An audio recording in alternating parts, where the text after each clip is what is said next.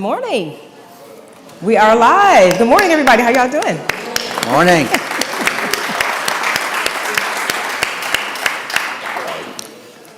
Well, good morning. I'm John Ahmann. I'm President and CEO of the Westside Future Fund, and we are honored to be able to host this Transform Westside Summit. Just so folks know that we're also broadcasting live right now.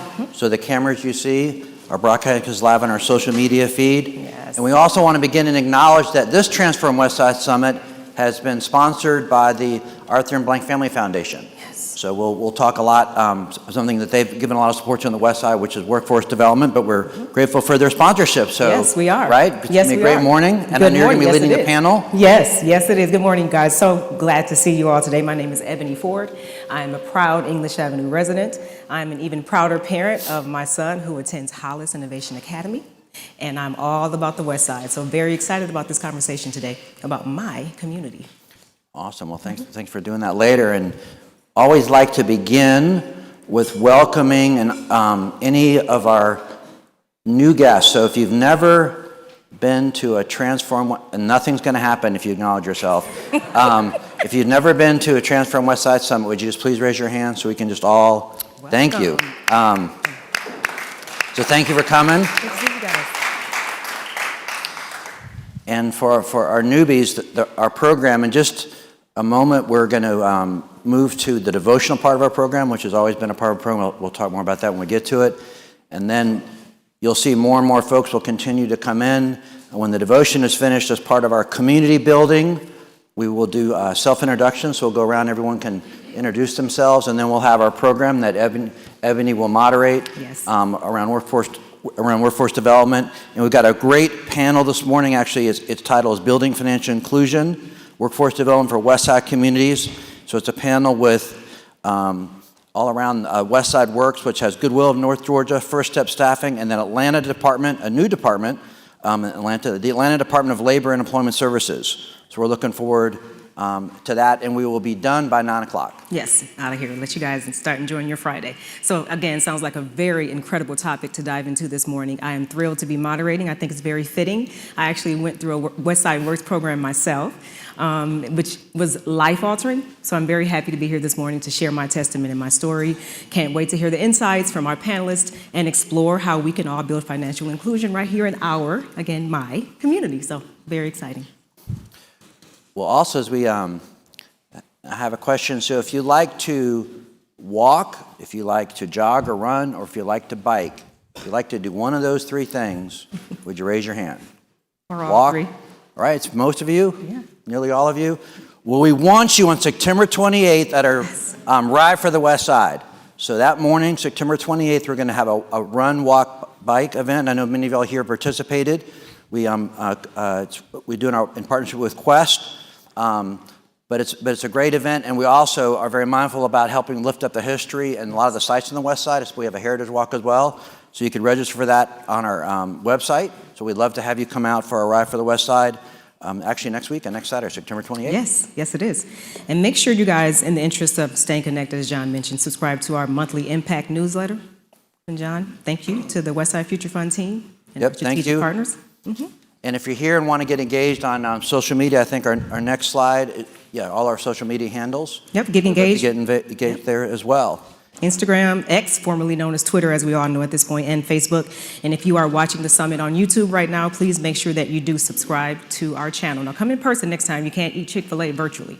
Free Chick-fil-A virtually, But, we appreciate you virtually or in person, okay? Thank you. No, and I think next we wanted to hear a little bit more. We had a very exciting, two pictures. So one on Monday, we had an exciting press conference with the mayor, actually in the picture with the V sign as Destiny. She'll be our devotional speaker in just a moment.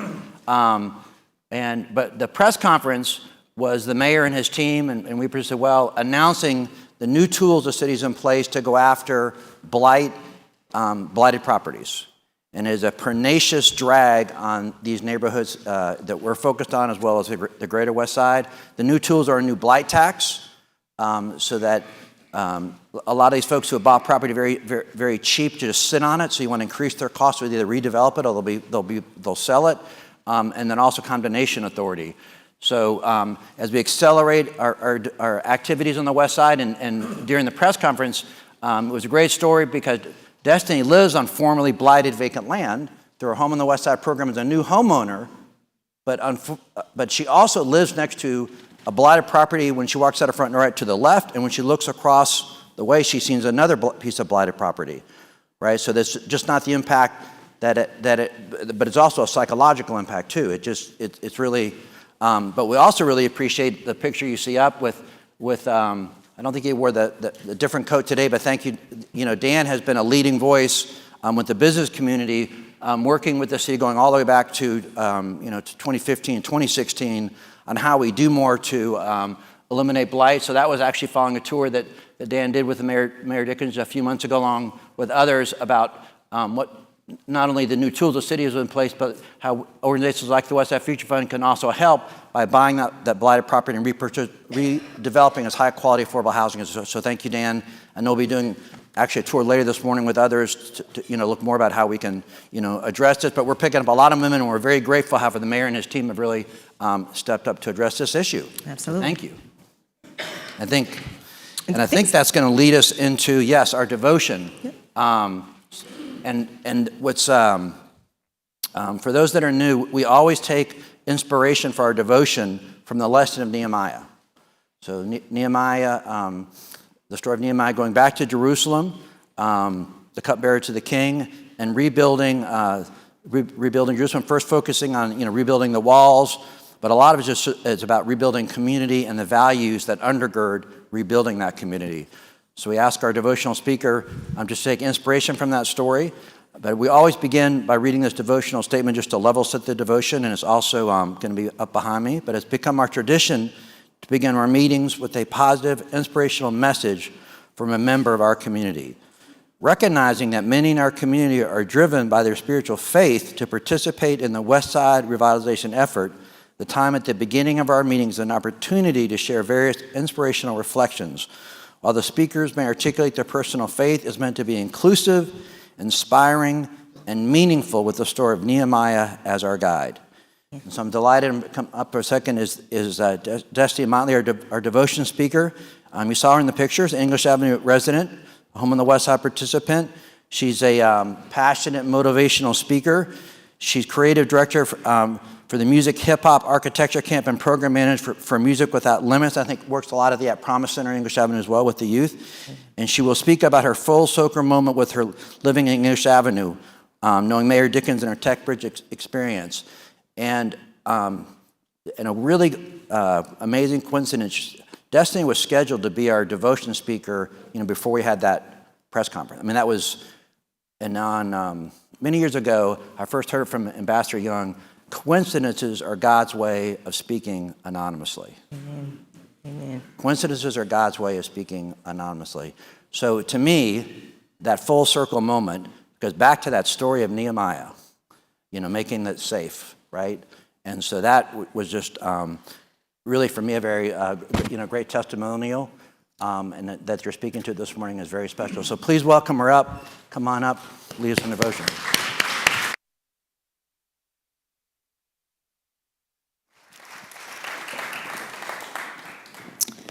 Hey everyone, it's nice to meet everyone this morning. Great to see y'all beautiful faces.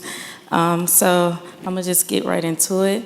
In the story of Nehemiah, God called him to Jerusalem to rebuild a wall that was broken. As I reflect on my own life, I think about the broken thing God used to call me out of where I was. What was my wall that needed to be rebuilt? It was my broken heart. I was an aspiring artist looking to make my impression, the chef, ready to feed the world, ready to serve the plate of hope to others. I was not receiving myself. Like Nehemiah, I had an abundance of naysayers and enemies trying to discourage what I knew I was called to do. Basic support and encouragement were luxuries I was not afforded. Through lack of resources, my dreams of making my mark were slowly being eaten away. But I knew God had better plans for me. I knew I needed change, I knew I needed healing, and I knew I couldn't heal in the place I was broken. So with a strong push from God, when I had the opportunity to leave, I did. From Virginia to Atlanta, I went. No family, no friends, not many resources, not much help. So there I was, homeless, sleeping in my car, no job, no money, and not a consistent way to get it. I literally had to trust God. I felt I was no longer qualified for the assignment, but fortunately, as my bishop would say, God doesn't call the qualified, he qualifies the called. God started working and doors began to open. These were my building blocks. It started with the music program I now manage called Music Without Limits, where we teach children in the West Side how to put language to their emotions while helping to shape the minds of these young people. In the process, God started to open doors for me while serving in this community. I was homeless, sleeping in my car, and no one knew. Until one day, Broderick, the owner of MWL, out of nowhere, asked me where I stayed, and all I could say with tears in my eyes was, "I'm good." And all he said was, "I got you." And within the same year, I had my first place to stay during the pandemic. With resources like Miss Tamika, I was able to get my first laptop and desk to put in my first apartment. Didn't know soon after I would get into the Tech Bridge program. Mind you, I had no experience in technology, but all I knew was this would change my financial status, so I did it. Within 3 months, I had 3 certifications, and a month after that, my first job in technology, where I got 3 more certs in 1 month. With that job, I was able to get my first apartment on my own, and after the second year in that apartment and paying bills, I felt like for what I'm paying, I should just get a home. So through my resources, Broderick and Miss Tamika, I heard about the Westside Future Fund. And they felt with my story, I would be a great candidate for this program. So I applied, and within a matter of months, I was in my brand new home in the same community I have been serving in for the past 5 years. Thank you. Thank you. Yes. It took faith and prayer, just like Nehemiah, to make this all happen. So while I'm standing here today, thinking about me being homeless, me having no blood relatives and close friends for comfort, I can quote my favorite scripture, Romans chapter 8, verse 28, with the testimony behind it, and say, all things work together for the good of those who love God and are the called according to his purpose. Thank you.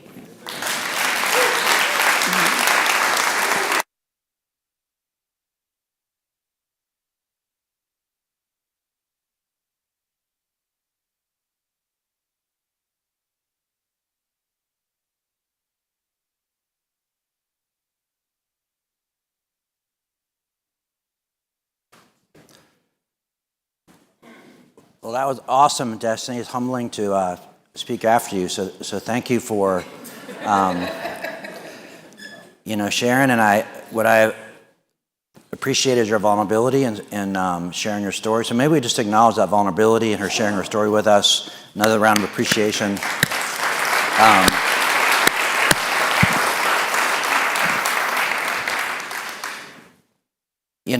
And for me, and this is coming up on close to. I was thinking that, close to 10 years of Transform Westside Summits and the collective work. But it's the collective work, and what's great about your story is all the things that so many people here and many others have come to be able to create the environment for you to be successful. At the end of the day, it's your heart that wanted to be successful. But also, I think for all of us that have been working across, different parts of the work to make all this come together, I think the story you told us this morning will make us get up and keep at it tomorrow too. So thank you again.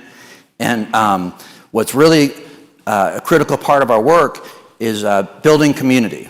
So back to the story of Nehemiah, grounded in creating a safe environment to build community. But to help build community, we take the time for the new folks here to do self-introductions.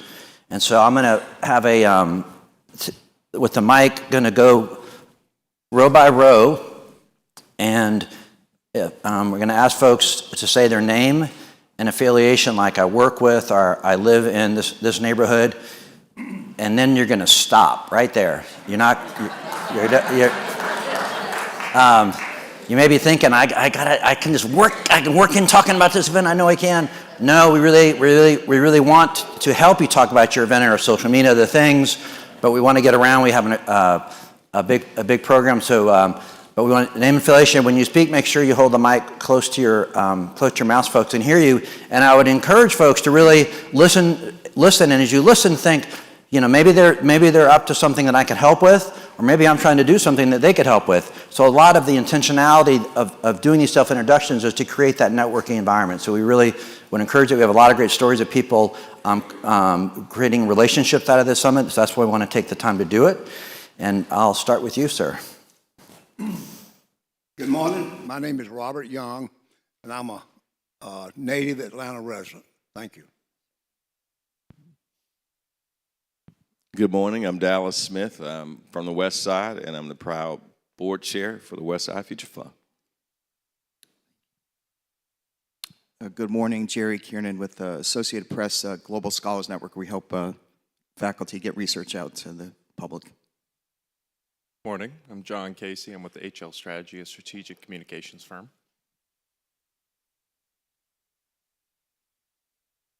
Hi, my name is Glenn Deese. My title is Good Human Being, just trying to do good things. Good morning, ladies and gentlemen. My name is Keith Renault, and I'm from English Avenue, a resident of English Avenue. Good morning, everyone. I am Thelma Renault, and I was born and raised just in English Avenue. Good morning. My name is Thomas Billups, Billups Homes, and I'm a builder partner with A&DP, building homes on English Avenue. Hello, my name is Matthew Coleman. I'm with VI Capital Lending Group, and we provide private money for investors. Hello, Dan Cathy with Chick-fil-A and Trilla Studios. Daryl Ford, Chief HR Officer for UPS and a former resident of the West Side. Thank you.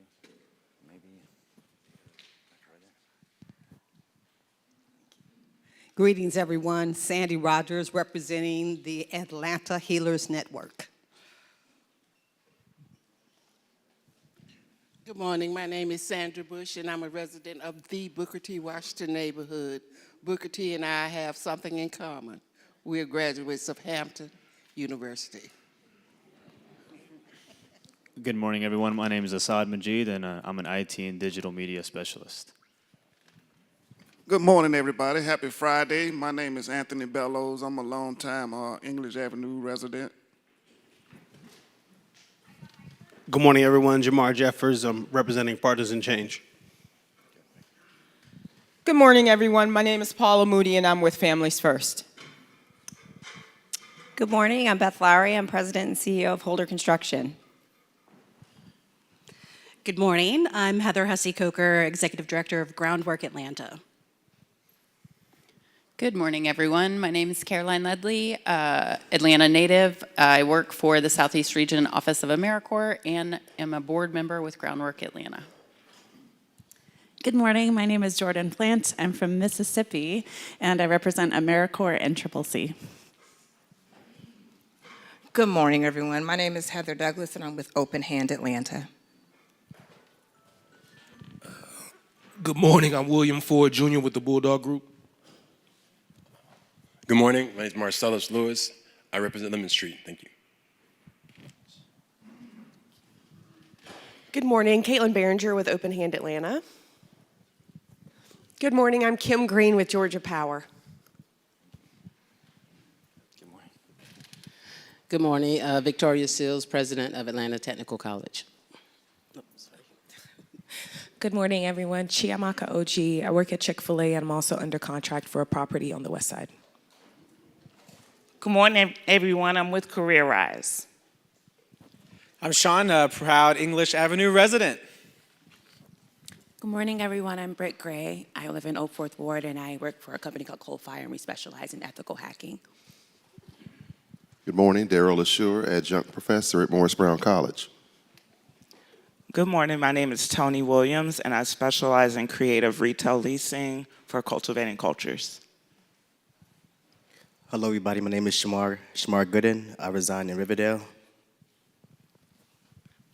Good morning. My name is Broderick Thompson Smith. I'm a resident of the West Side, and plus I'm here to represent Music Without Limits.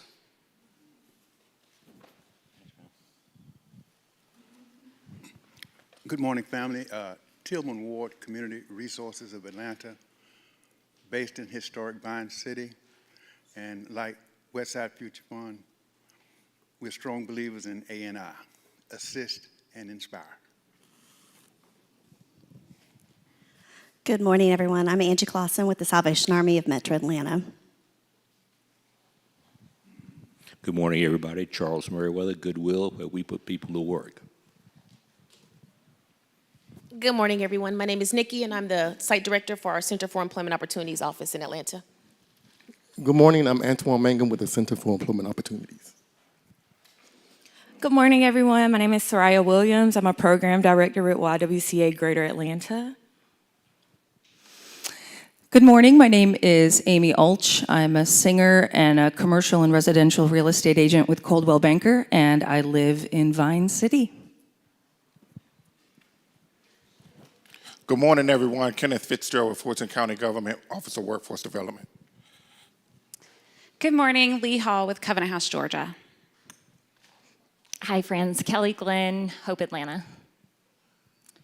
Good morning, Mandy Eatson, Self-Help Credit Union. We're having a grand opening in the West End next Wednesday, so come on up. Hi, Bill Bowling from Foodwell Alliance. Good morning, Historical Vine City, Linda Adams.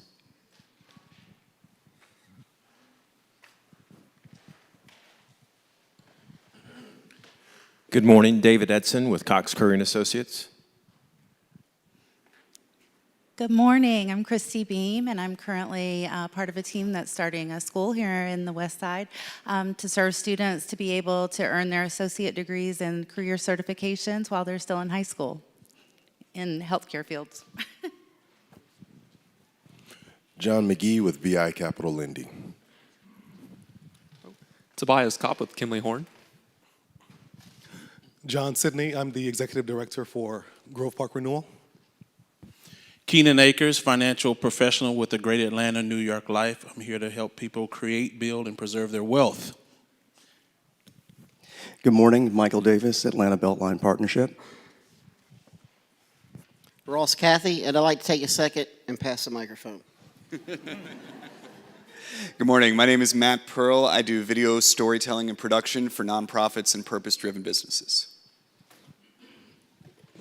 Good morning. I'm Anna Shrews. I'm with Chick-fil-A. Good morning, everybody. Evan Karanovich, Chick-fil-A. Good morning. Kathy Waller with the Atlanta Committee for Progress. Good morning. I'm Dave Stockert, and I'm on the board of the Westside Future Fund. Good morning. Troya Jackson, Families First, Director of Navigator Services. Good morning. I'm Tori Nguyen. I'm Managing Director for Gensler. We're a global architecture firm here in Atlanta. Good morning, everyone. I'm John Park. I'm a design director with Gensler. Good morning, everyone. I'm Gail Malone. I'm a technical director with Gensler Architecture. Good morning, Virginia Hepner. I'm on the board of the Westside Future Fund. Good morning, everyone. Austin Astwood here with Chick-fil-A. Good morning, everyone. I'm Aaliyah Gamble, and I'm the co-founder of CG and Aspiring Scholars, and I'm also here on behalf of Roots, where we help renters and residents build wealth together. Good morning, everyone. Carol Waddy, Chick-fil-A Community Affairs. Good morning, Angela Marshall, Budget Specialist, DHS. Good morning. I'm Amelia Nickerson. I'm the CEO of First Step Staffing. Good morning, Dana Inman with Atlanta Center for Self-Sufficiency and a partner at Westside Works. Hey there, I'm Kathleen Bryant with Partners in Change. We are providing free life coaches for individuals pursuing new goals.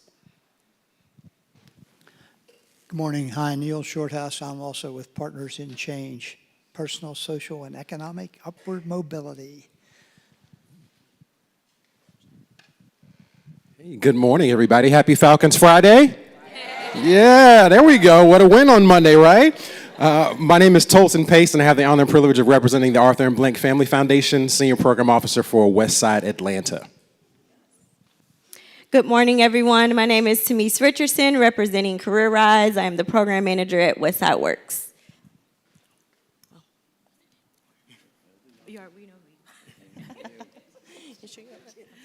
Good morning, everyone. My name is Amy Woodson. I'm Executive Director for the Westside for First Step Staffing.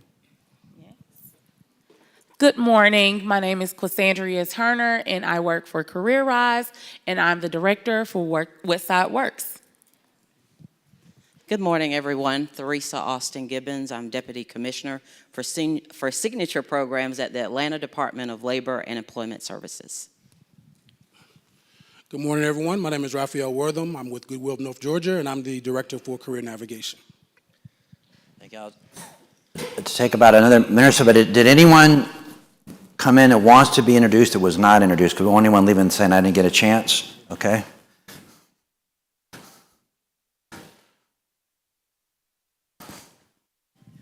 Good morning. I'm Leila Gill with the Empower Board of Realtors and NID Housing Counseling Agency.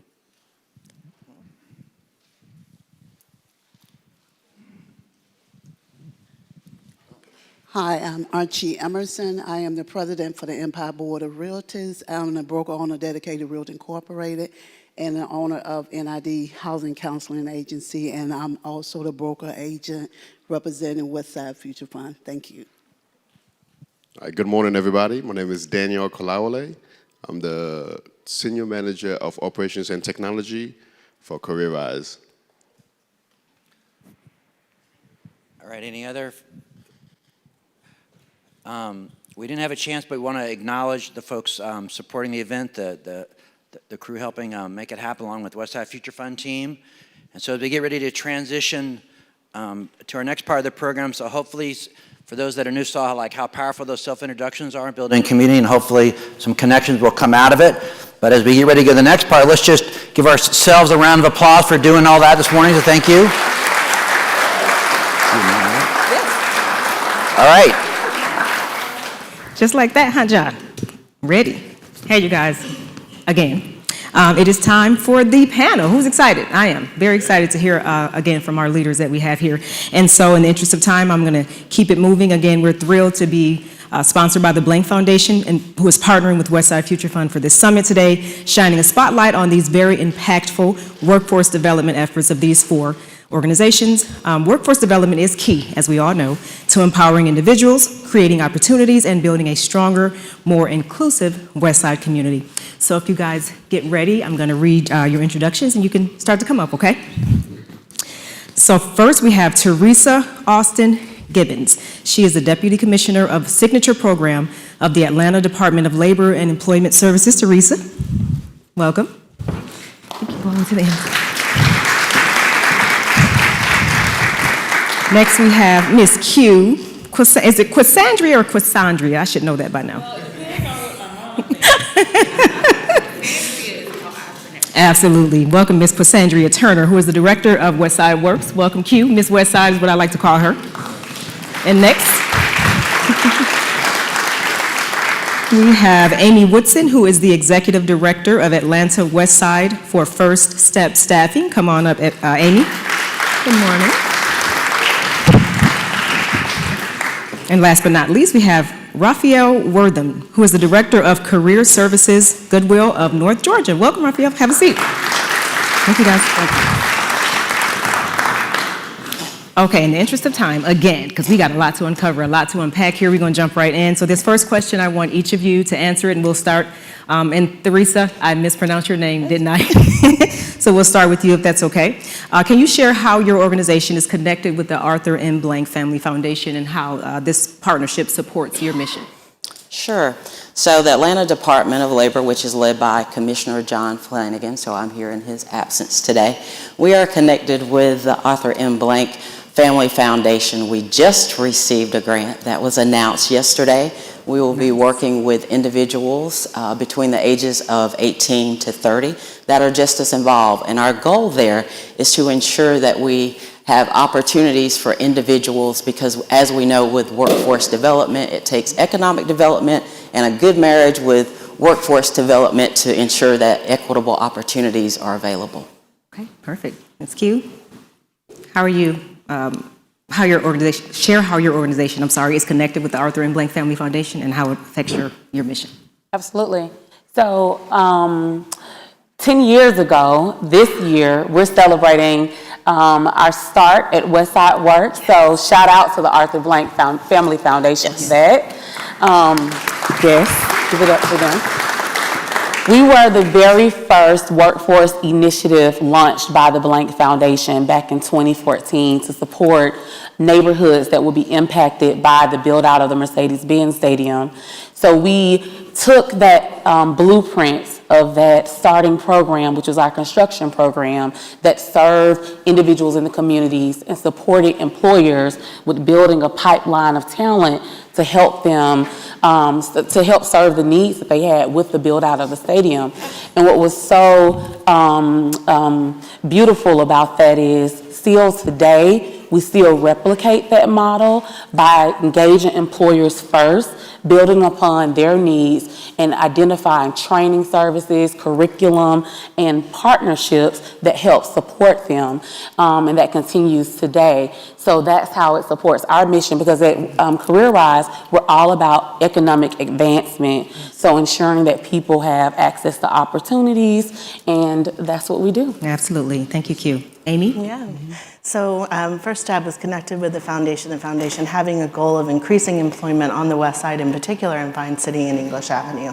And so we're in alignment, and the First Step is our goal is to be the first yes in a long string of no's for those that are seeking opportunity, right? Our Chief Mission Officer says it well, that we have to have opportunity before we can have mobility, before we can have stability. And I think with the Blank Foundation looking for people to have increased opportunities, we are here to say yes and provide that opportunity. Absolutely. Ralfiel? Well, I guess I'm last. Goodwill, fortunately, just on yesterday, it was announced that we received $1.5 million to serve 250 people in the English Avenue. Yes. Yes.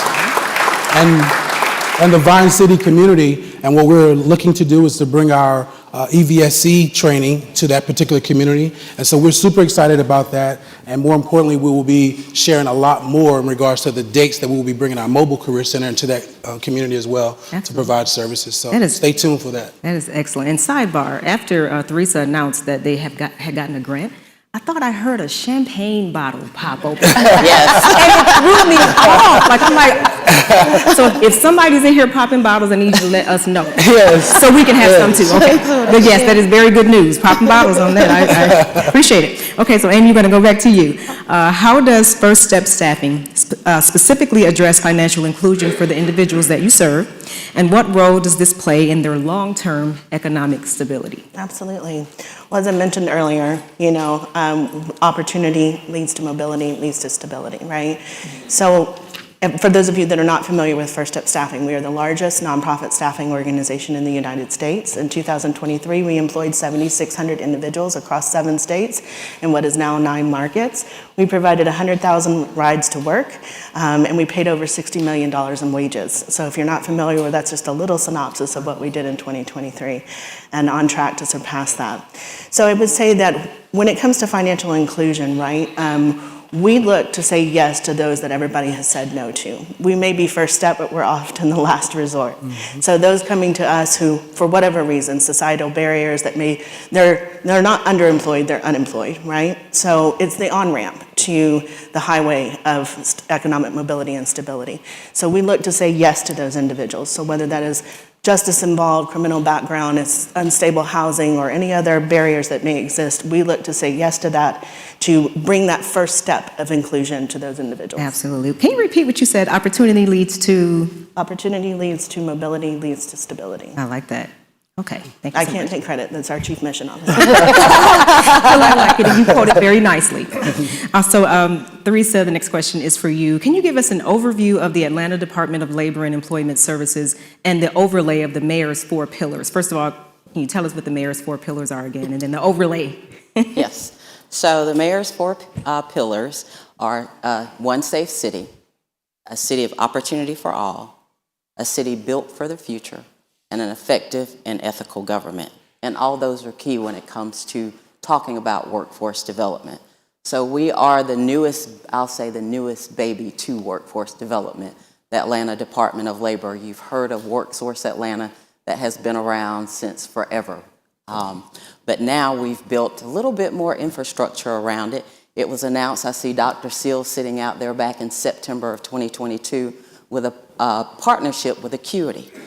Then in December, we had our first employee, Ms. Embry, who's our labor relations officer, and she works with the labor unions to ensure that there is fair and equitable pay and policies and training for individuals in the city and with businesses. It's more of our educational arm. We're not compliance like the U.S. Department of Labor and the Georgia Department of Labor.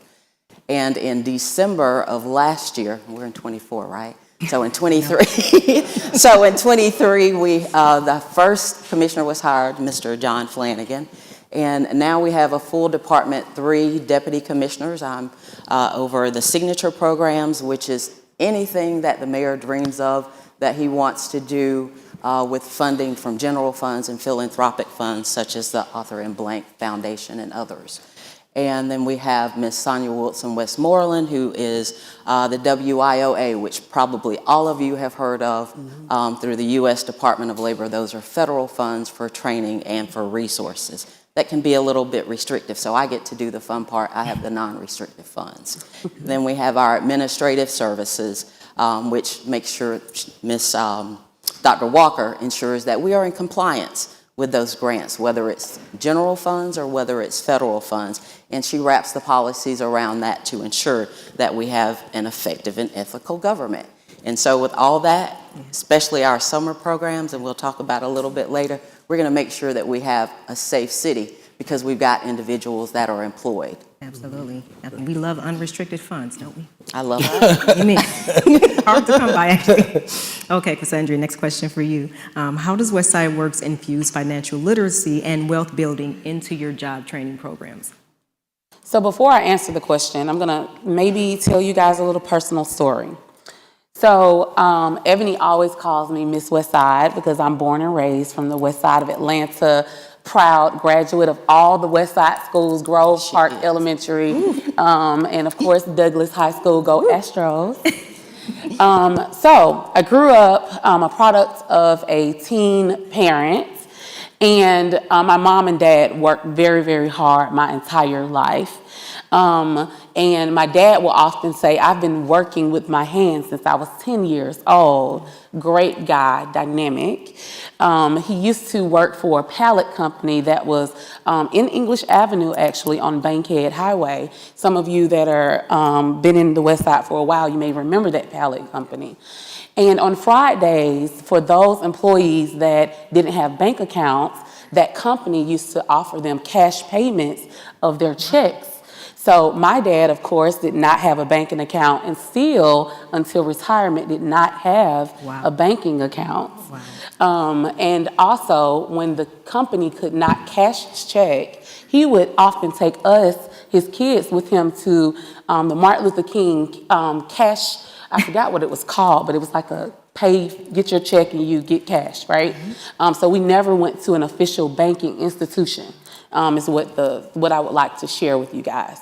But he worked hard his entire life, earned a very good life for all of his kids, so much so that I graduated from college without student loan debt. So I'm very proud of that. So very, very personal story. But I wanted to lead with that just to share with you guys that workforce development is the core of what we do, but it's not the only thing that we do. We have to infuse it with financial literacy. It's very important and it's a necessity. Until I went to college, I had no idea that I was missing out and there was lack of opportunity in my family. As a matter of fact, I can remember my first job at Six Flags. I went to the check cashing place to cash my check because who did it? My dad did it. And it wasn't because he did something wrong, but that's how we learn. So a lot of times people in our community we learn from those influences that matter to us. And so for us at Westside Works, we have wonderful partnerships. That's what we do well and what we do best. And so Dana, as I look in the audience, she represents Atlanta Center for Self-Sufficiency, and that's the core of what they do at Westside Works. They infuse financial literacy as a part of everything that we do, and they serve on bookends of our training programs, starting with helping people identify what are their barriers and their budgets, to understand what kind of job should you get so that you can have the household income that you need to sufficiently take care of your family. And that's what our partners and our training programs are charged with helping them acquire those types of jobs and those earnings that will help their families versus put them in a perpetual situation of not being able to afford to live and access the quality of life that they would like to have. We require that they research their careers so that they can understand what their career projections look like over time and the types of access and opportunity and credentials that they need throughout the lifespan of their career in order for them to continue to prosper in those careers. But not only that, last year, I'm so proud of our advisory council members. I see some of them in the audience today. They challenged us with what more could we do. And one of the things that we did was we implemented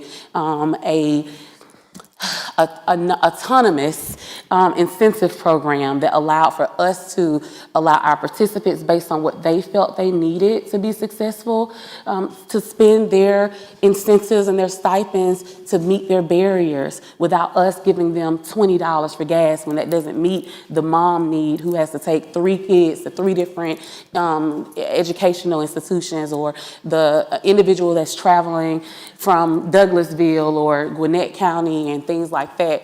It didn't sufficiently meet their needs. So instead of us telling them what we could give them, we allowed them to take ownership and the driver's seat of their lives to access the finances and opportunities that they needed. Absolutely. So it does not optimally serve a client to have them go to Tech Bridge and get 3 or 4 certifications to be thrown, quote unquote, it's a good kind of throw, into a job that pays $70,000 or $80,000 a year, which it could happen. That's right. If they don't know how to spend the money and use it, properly. So very, very important points. Ralfiel? Yes, How ma'am. is you? Ladies first, huh? Last but not least. Always. Yep. I'm gonna be a gentleman. Absolutely. My mother raised me right. I know that's right. Yes, ma'am. Goodwill of North Georgia has a strong, very strong reputation for workforce development, which I, again, am testament to. I should have turned the page before I got to the last line. How does your approach specifically address the unique challenges faced by Westside Atlanta residents who are seeking employment? Yes, ma'am. So I'll just piggyback on what Q said, partnerships. Yes. One of the things that we recognize is that we don't have all the answers. We can't do everything. And each individual has unique needs. And so that being said, is first and foremost, we recognize that when we're going into a community, we do our research. We look and determine what is being offered already in order that we can come in and complement it. The people that we serve are not looking for competitors. They're looking for partners. Yes. And their objective is that we want to be served because we have specific needs and we believe that you're going to add value to us. And so one of the things that we do first and foremost is we take the time to listen. These types of summits, town halls, leveraging our relationships with our various employers is important as well, because we don't want to bring something to a community that is not going to be beneficial. And so those are some of the things that we do as well. As Q alluded to with her personal testimony, the same thing. Myself, I walked into Goodwill. I'm a military veteran, served in the Marine Corps. I actually came back to Georgia. I'm originally from North Carolina. Relocated here because my mother had came here, brought my family, and I walked into a Goodwill Career Center looking for a job when I had no idea that we even did that. Absolutely. I just thought that we just sold clothes. Absolutely.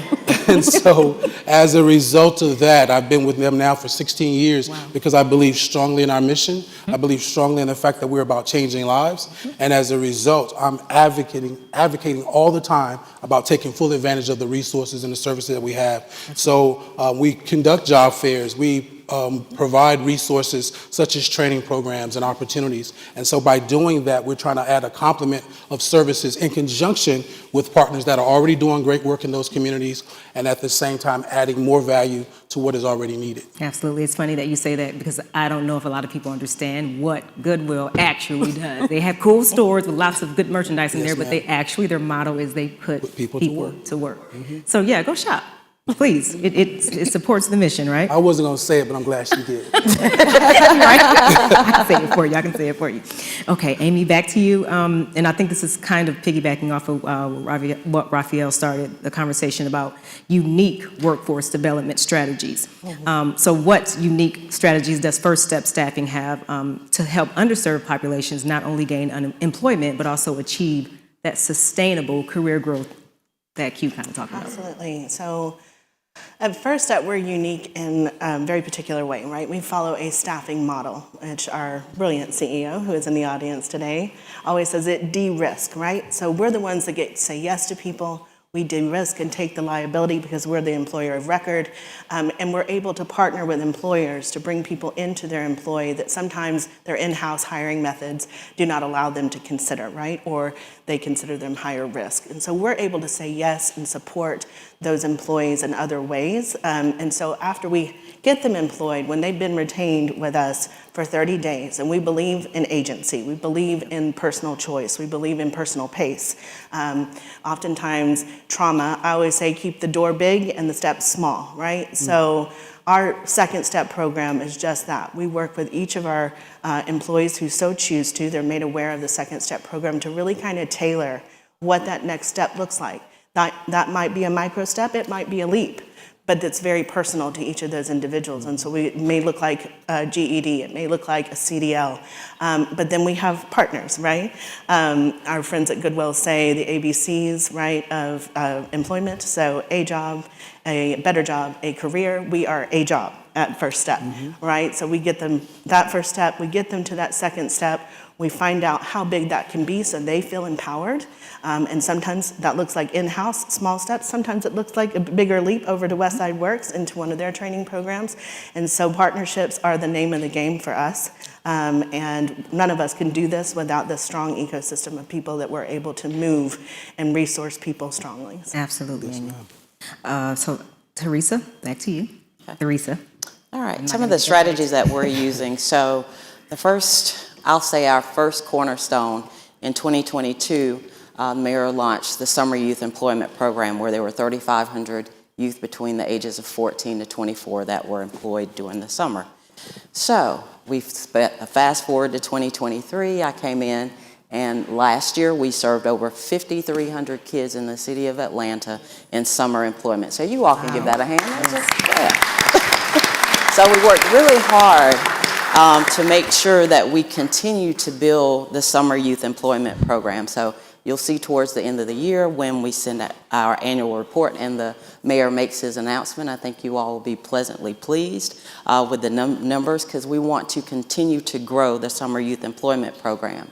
With our, we received another grant from the Annie Casey. So we are now working with kids, or I keep calling them kids, or youth, young adults, between ages 18 to 24 that we're looking for permanent employers. Permanent employment for these individuals. So if any of you are looking for individuals between those ages and you need a workforce, and I know you do because I see the numbers, it's in the data, we are looking for partners, again, back to the partnerships. We are currently, again, working with the Arthur M. Blank Foundation, working with those 18 to 30-year-olds that are justice involved. Sometimes they just need a second chance.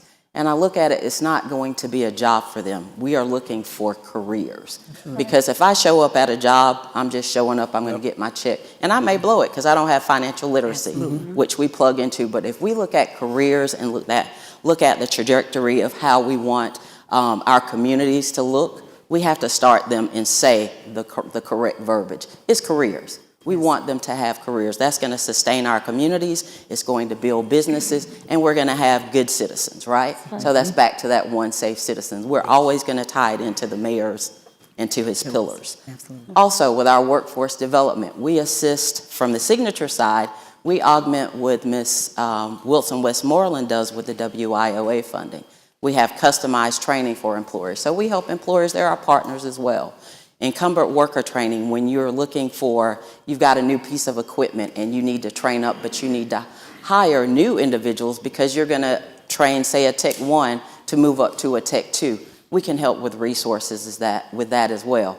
And of course, the biggest thing, the buzzword now, apprenticeships. So Dr. Seals over doing the education. employers because you've got the opportunities. We just want to look for those strategies that, number one, are going to take a person from where they are, and we want to take them where they are and look at the entire person, from the financial literacy to the mental health, and work with all our partners and make sure that they are in a career. So that is our goal and our strategy. Absolutely. And what I'm hearing is that, these organizations, you serve a bigger footprint. Goodwill of North Georgia, obviously, I'm not sure how many cities or counties that encompasses. And First Step Staffing, you guys have a specific, like Atlanta territory. Career Rise is huge, but you guys have Westside Works. And, City of Atlanta is still huge. But what I'm hearing is that it's focused on the underserved communities, and specifically the West Side, which I personally love to hear. And there are some unique strategies that you do have to use, I feel like, for that demographic, that subset of our residents. So I really appreciate those approaches. Now, kind of turning the table a little bit at Quasandria, as Westside Works marks 10 years, again, huge milestone. Yes, give it up. We can clap for that. What key insights and solutions have emerged in response to shifting the community dynamics and the workforce needs? Yeah, so one of the biggest things I think we are learning is to listen and respond to our community. Our community is changing, that's a fact. And the people in our community are going to always need workforce development. Yes. And workforce development should not be tailored to one specific demographic, but to all individuals that have needs for us with work, because our biggest customer are the employers that drive our economy. And so those employers have the ability to help us inform our community about the resources and the skills that's needed to help them really thrive through their career pathway. So we're listening to our community as a Career Rise, as an intermediary organization. So we have a number of customers. Our biggest customer, not necessarily our biggest, they're equal, honestly, but our employers, but also our partners, the workforce providers that are doing the work, the grassroots work. We understand the barriers that they face as organizations to serve people. And our job is to ensure that there's a smooth pathway for them as organizations to do their best work. At Westside Works, we've incorporated a lot more ownership of barrier-reducing services that allows for our organizations that partner with us to keep doing the work that they do without having to expense and take on responsibilities that's not in their lane. We want them to continue to do their best work that's aligned with their mission, and we take the ownership of those other things that don't necessarily align, that's really mission creep for them, such as if a person comes to them and they can't enroll in their class because they don't have childcare. We don't want them trying to create childcare solutions when you are a construction program. That is something that we can identify other partnerships and resources to support, and we have. So I want to shout out Nana Grants, because they've been a huge new partner with us this last year, doing tremendous work. A lot of the mothers and, single parents that are in our program that do not have childcare, cannot afford childcare, all kids under the age of 12, if they are committed and we identify them as motivated and ready to enter our programs, they can get assistance every single week that they're in the program. This program will pay their childcare. And not only while they're in program, when they transition to work, until they can afford to take on the cost of that program. So that's the innovation, I think, that we've done, and it only happened because we listened to our partners and to the customers that they're serving and the barriers that they're facing. And we do that in a number of ways, even with those who we call the last mile. So MARTA is great, but it has limitations because it only it has a certain area that it's able to access and respond to. But we have customers that are coming in from other places, and so we had this gentleman that was coming from Douglasville, I believe, and we had to try to figure out, how do we get this gentleman into Westside Works, and he's having to catch 4 buses, leaving at 5 a.m. in the morning. He was very committed. And so we were able to leverage other partnerships that had a partnership with Lyft, so that he did not have to figure out biking to the racetrack on Fulton Industrial to catch the MARTA bus, and then get to the Hamilton E. O. Holmes train station, take a train, and get to Westside Works. So we are listening to our customers, and we're responding, and I think that that's one of the things that makes us so dynamic, is because we want to do more deeper work and not surface level work. And we want the partners that are doing the training to continue to do their best, and together we all will flourish. That is amazing. I do have to take a few minutes to give my personal story, because it aligns with what you're saying. So when I went to Perscolas for the IT training, I had a 1-year-old, and childcare was $250 a week. And it doesn't sound like a whole lot maybe, but then I was like, oh my, I was charging it. No cash was available for that. I was charging it. And it almost made me have to drop out of the program. It just makes me emotional thinking about it. But to know that they have the resources like that now. So the program it's getting even better. I would have loved to have that resource back then. So no, strike against the program, but it's just nice to hear that it is growing and getting better, and you're bringing in even more partners to bring in even more resources, because childcare, it can be prohibitive. It almost was for me, but I made it through, thank God. Paid that charge card off a couple years later. So it's all good now. And if I can just add another note, that program is also funded by the Blank Foundation. So one of the things that we do in our position as a funders collaborative, and we're listening to the organization's needs, we are collaborating with funding opportunities that it may not benefit our organization directly, but that's not our goal. Our goal is to benefit the community. And so it may provide a funding financial strategy for an organization that we can leverage and bring into the Westside Works partnership model. And that's ultimately what our the biggest goal is to make sure the people of the community needs are served. And my Perscolas program was at Peachtree Center. So they were very much into making sure that it was somewhere that you could reach by public transportation. I would drop my son off at the Federal Building at 5 points, and then get back on, and one stop to Peachtree Center. So I'm testament to you guys, willingness to make sure that everything is accessible in that way as well. Okay, enough about me. Moving on, Ralfiel. Yes, ma'am. Ralfiel, sorry.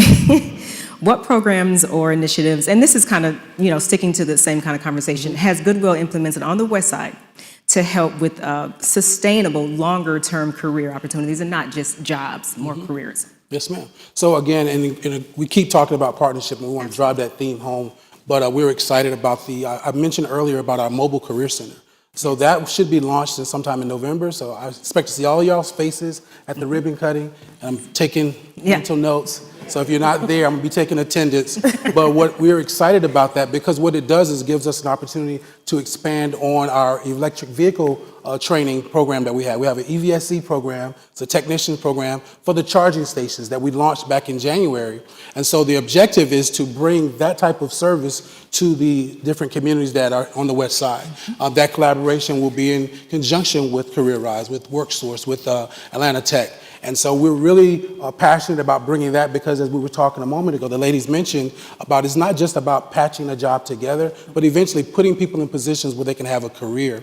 And not only will we be able to provide that service, but also the heat pump installer as well, because as the economy is changing, global warming is changing, there are different things that's happening. We're trying to get into that green space as well, and to provide our communities with the opportunity to move into that type of opportunity that will allow them to be able to have sustainable incomes that will change generations, because it's not just about that individual, it's about changing generations. So we're super excited about that as well, and stay tuned. We're gonna be talking a lot more about it, but in a conjunction with partnerships, there will be others that will be able to plug in as well and be able to provide not only the people to be able to be served, but also the resources that we don't also have that can be leveraged as well. And I like how you mentioned generational, so it's so exciting to hear we're going from jobs to careers to the point now we can start a conversation about building generational wealth in this community. And I'm like, wow, that's mind-blowing, And so very, very great to hear that. You guys are kind of focusing on that.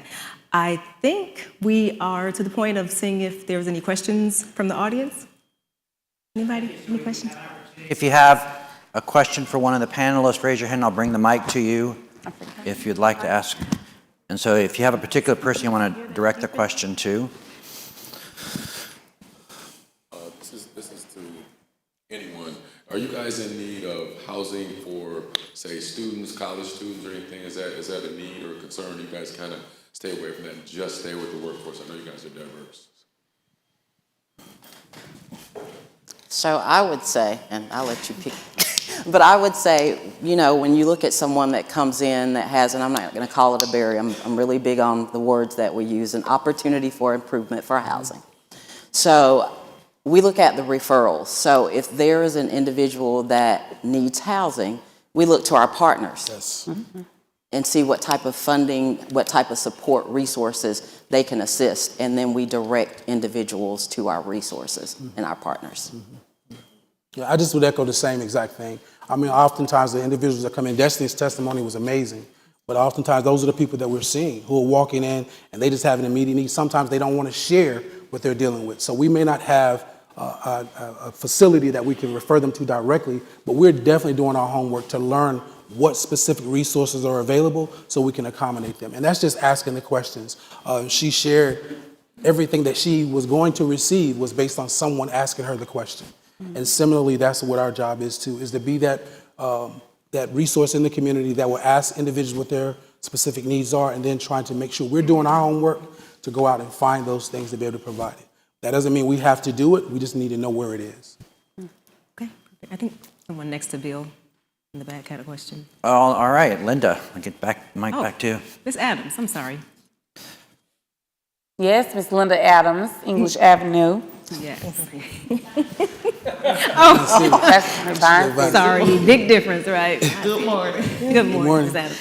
Great information you all have shared, and I have a question. You say you're working with young adults, 18 to 24, single parents, as you stated, Ms. Q. My question is, are you all thinking of how you can assist the seniors on the west side, how they can get involved in these young folks' lives, babysitting or after-school care? I have a group called Westside Seniors on the Rise, where we focus on how can we socialize with seniors, but also keep them active in the neighborhood with the community, because your seniors are in the community in which they have been forgotten for many years. So my question to each of you, what do you have in your programs that can help the seniors to get involved and make your program successful, not just for the young folks, but for the senior and the community at large? Great stuff. Absolutely. So, you would like to go? You go. Okay. So, Miss Linda Adams and Seniors on the Rise, we partner a lot with a number of organizations, including the Seniors on the Rise, with our newest resource that we began, I think, in 2022, called the Digital Learning Lab. So, Dana, do you want to share the partnerships and resources that are happening with Digital Learning Lab? Dana, you didn't know you were speaking today, did you? Yeah. Good morning, everyone. Again, Dana Ebony with Atlanta Center for Self-Sufficiency, and we are a partner at Westside Works. We do run the Digital Learning Lab, and the idea behind the Digital Learning Lab is to create opportunities to engage residents who may not be looking for work, right? So it's a perfect opportunity for us to engage with seniors, with young people who are not necessarily looking for training or employment immediately, but want to gain some digital skills, that want to get involved with additional community volunteer opportunities as well. And so we're going to be in the community offering digital literacy and digital skilling programs at the senior living facilities as much as we can. So you'll see us out 2025. We'll be in your neighborhoods providing a lot of resources for seniors. And I think your idea about getting seniors to work with young people is a great idea. Yes. So we would love to partner with you on how do we get those two generations connected more significantly. So we appreciate that. Thank you. I'd just like to add one more thing too. We do have a career center on Metropolitan Parkway. And so one of the things that is important too is that we all have been, Chick-fil-A has been the model of what great customer service is. And oftentimes generationally, we need some of our seniors to come in and to be able to teach workshops on professional etiquette. And so I would encourage those as well who want to come in and say, you know what, I have a desire to be able to impart some of my wisdom, my knowledge into the younger generation. Provide some of these workshops, even dressing for an interview. Something as simple as that. We need you to, we don't want anybody to feel like they're forgotten. because we all have something to pour into others. And so I would encourage any of our seniors who want to participate in those type of activities to join us as we do these various workshops to add value to the next generation that's coming behind us. Absolutely. Gen Z and Gen Alpha, no offense if there are any in here. Yeah, I think they need a little of that, kind of professional power. But it's okay, though. It's okay. It's Once okay. again, I didn't say it. I know. She said it. Well, can I just add one thing to that, and that is that while we don't necessarily at First Step right now have that conversation going on internally, I want to say personally that Westside has adopted me. And I'm so grateful. And for me, it has been learning, I'm going to say from the well-seasoned, not from seniors, but from the well-seasoned who have spoke to me, taught to me, informed me, educated me.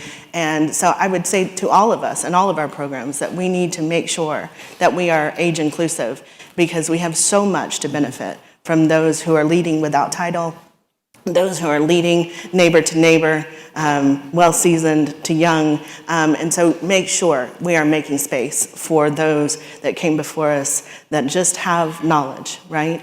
And have forged pathways for us. And so it's been absolutely crucial, I think, to the pathway. I'm the newbie up here, right? So I've been in this role for about a year, and it has been absolutely vital. So just encouraging all of us in our programs to make sure we're inclusive of that. Yeah, I can say from the Atlanta Department of Labor, Mayor Dickens has been very big on diversity, inclusion, and equity, right? So one of the things, if you watch City Council, I think it was about 2 weeks ago, Councilman Bakhtiari introduced a resolution that she wanted the Atlanta Department of Labor and Employment Services to work with the seniors in the city of Atlanta on getting employed.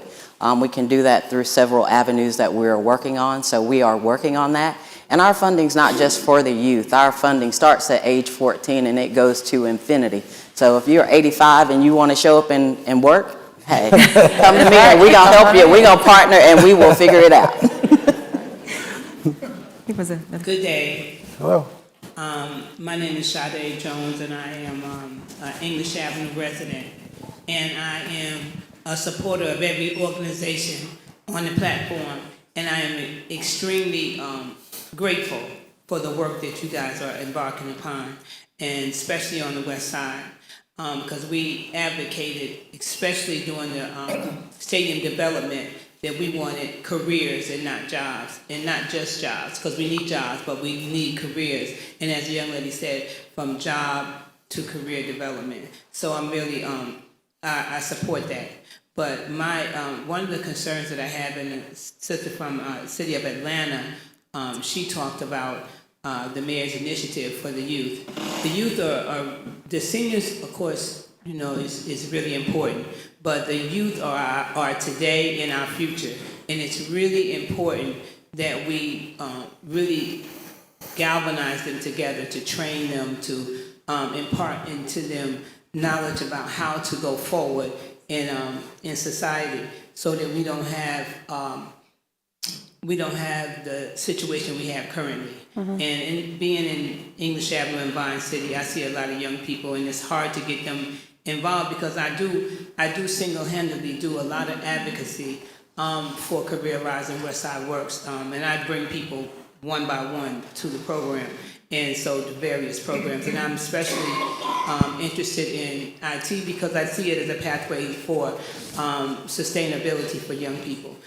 So I'm just trying to see, does anyone have any aggressive new strategies around youth and career development? I would say from our vantage point, I've been doing this about 25 years. So working with the youth of today is a little different. It's not like when I grew up or when you grew up. So what we do with our summer youth employment program, we give them an opportunity to select their career interests. They get to select 3. Because I'm not a big proponent of taking a person, even if it's an adult, and say, this is the track that you need. Mm-hmm. And I say this all the time, and people kind of, I think Tolton was at at our retreat. I'll say this all the time. We sit at tables and we decide what it should look like. But back to Q's point, we've got to ask them what they like. Yes. Yeah. So one of our biggest things, even with our signature programs through arts, with cultural affairs, we had individuals on the West Side that did murals. Art was what they liked to do. We had some individuals that went into our Chess and Community Signature program. They liked AI. They built robots. They didn't buy them off of Amazon. They got the parts were built. They learned how to build those learn how to build those robots, and then they taught the robots how to play chess. So they were coding. Wow. So what we did for our summer youth program is to find out what the youth want to be engaged in. What is your career path? They may get in there and not like it. What we heard several times is that, yes, I'm going to do this AI, but I don't think I'm going to like it. I'm just going to do it because I want to get paid this summer. But then when you get to the end result of the graduation and they've gotten paid and they see the results of building a robot and coding it, they are ecstatic. Now they're on a trajectory that they can work towards working in IT, whether it's AI. So I'm a big proponent of asking them, what are you interested in? Because I don't want to put you in something and I send you, say, to Chick-fil-A and you don't have good customer service, you're going to get fired. So we want to put you where you're interested in because that's going to keep you engaged. Absolutely. I'm still stuck on building a robot and then programming it to play chess. I can't play chess. Mind blowing. Okay, that's awesome. That is awesome. I'm not sure if we have One more. One more? Okay. I want to say kudos to the Goodwill person. You were my partner when I was at Atlanta Tech. Yes, ma'am. And there's a hidden population that no one spoke to, the offenders. Yes. They come back to their neighborhood because they know that neighborhood. What kind of jobs? Because they can get jobs.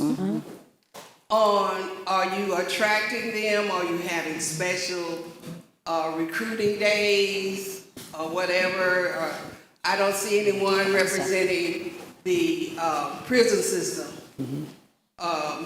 There used to be, for people that are new to Atlanta, there used to be 4 halfway houses downtown Peachtree, West Peachtree Street. There's still one at the corner of Ponce de Leon and Durant. There was the women's, because I taught there. I also taught at the prison, the one where the men were, but that building was torn down. Make sure you talk to Dr. Seals from Atlanta Tech, because we do it all. Yes, ma'am. I retired.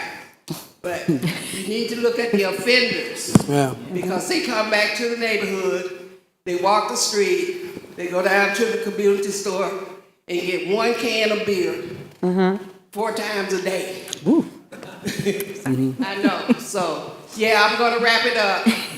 But I have a lot of experience, 76 years old. Yes, ma'am. I taught 34 years, so I know what I'm talking about. Yes, ma'am. That's right. That wasn't for you, Ms. Bush. That was for me.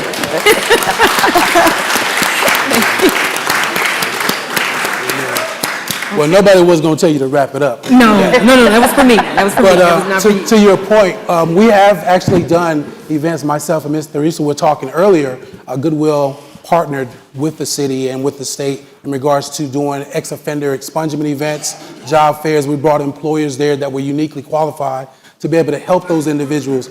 As the only male on this panel, I know that the majority of those individuals you're referring to are men. So I'm actually one of those people that is out there talking to them. I have no shame about walking up to a young brother and addressing him directly and giving him an opportunity to do something uniquely different. But again, we have to be bold enough to do that. Absolutely. And so in those things, we hear exactly what they're saying as well, giving them opportunity to speak to their truth in regards to, I'm frustrated, I'm upset, I'm mad, I feel as if my family's turned against me and everything else, and then be able to provide those resources. So when we're talking to employers, we're talking to other resources, and even in some cases just housing, because some of those individuals who are buying that 1 can is because they have nowhere else to go. Absolutely. And so we're looking at all of those wraparound services that can be offered by having conversations. So as I'm responsible for our navigators, I challenge them to ask the questions and to be able to provide the resources that can be able to change lives. But we don't close our doors to anybody, as you said. Thank you so much. And the city is having a re-entry career fair. It was supposed to be in October. I got an email this morning. It's probably going to be moved up to next week. I don't want to give the date. So just be on the lookout. There is a re-entry career fair coming up at the city in the atrium. Thank you. I'm sorry. I'm so sorry to mean to interrupt you. There's also a QR code for our bulletin, too. There's going to be more information about these organizations, maybe links to your website so they can keep up with these events that are coming up. Okay, so I don't want to rush you guys, but we are over time. I'm going to read your background again as you guys exit. You don't mind? I so appreciate you. Give them a hand. Thank you.